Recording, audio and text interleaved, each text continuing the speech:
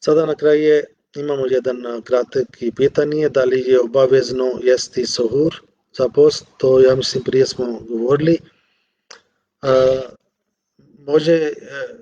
Čovjek može da se posti bez suhur, nije to zabranjeno, na primjer, ako je zbog neki razlog čovjek nije probudio na suhur i kada je on probudio, već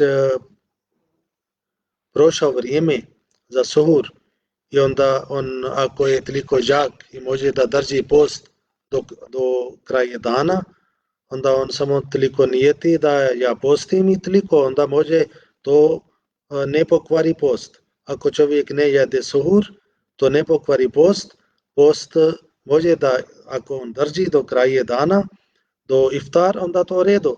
Ali to ne smije da bude neka navika, da čovjek, na primjer, na večer u 2 sati ili 3 sati na večer on legne, zaspi i prođe vrijeme za suhur i onda prođe vrijeme za sabah namaz, onda on probudi negdje na podne i opet on samo čeka za iftar, onda to nije svrh za post.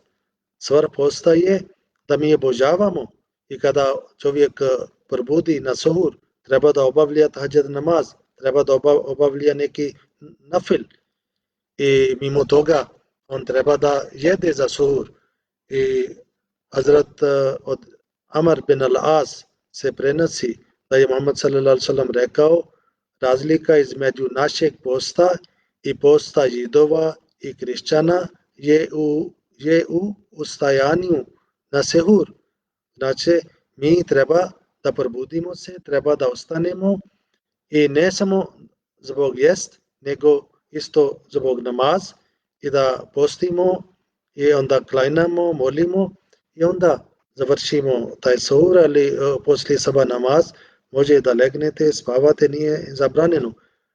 Lijepo da jeste suhur, ali zbog neki razlog ako ne stignete i to ne pokvari post, ali bitno je da držite do kraja dana.